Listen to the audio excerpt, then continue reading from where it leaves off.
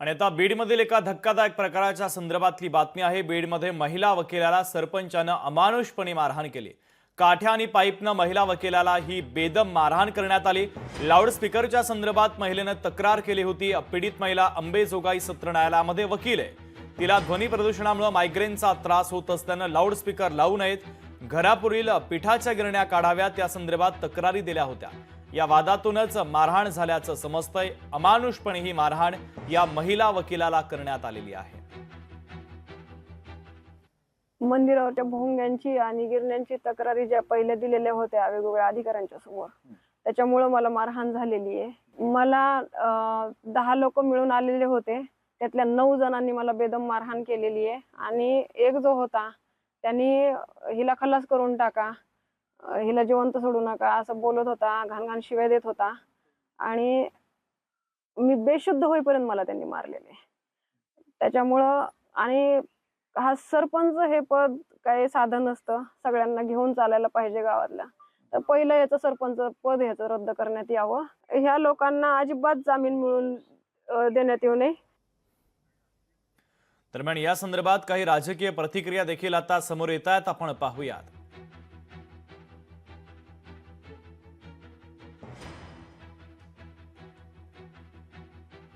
काल रात्री त्याच्याबद्दलची माहिती मला पोस्ट म्हणजे फोटो आलेले आहेत। मी त्याच्या संदर्भामध्ये एसपी आणि कलेक्टरला सूचना दिलेल्या आहेत।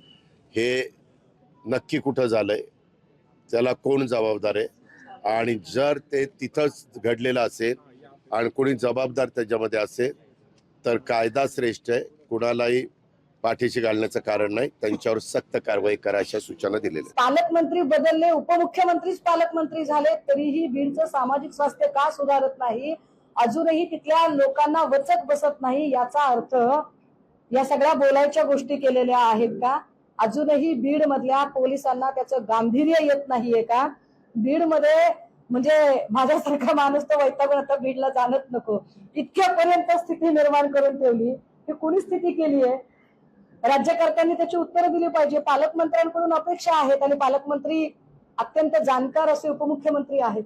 एका महिलेवर पण अशा पद्धतीनं जे आहे ते क्रूरपणे आता तिथे जे आहे ती मारहाण केली जाते। त्या आरोपींवर गुन्हा दाखल झालेलाच आहे, परंतु ताबडतोब त्यांच्यावर जे आहे ती त्यांना अटक झाली पाहिजे आणि त्यांच्यावर जी आहे ती कडक कारवाई होणं गरजेचं आहे। हे जे प्रवृत्ती आहे ही मुळासकट नष्ट करण्यासाठी आता राज्य सरकारने पावलं उचलणं गरजेचं आहे आणि या महिलेला मात्र ताबडतोब या आरोपींना अटक करून त्यांच्यावर कडक कारवाई करून न्याय देणं गरजेचं आहे।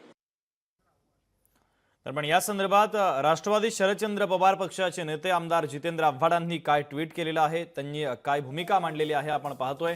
अंबाजोगाई सत्र न्यायालयामध्ये वकिली करणाऱ्या महिलेला सरपंच आणि त्याच्या कार्यकर्त्यांकडून जबर मारहाण करण्यात आली।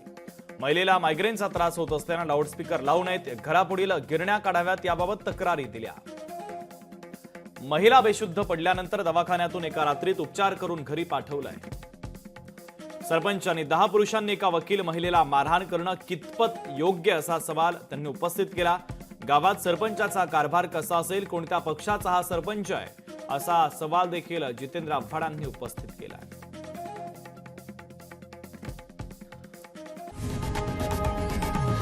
लोकशाही मराठी ऐका, पहा, जागरूक रहा।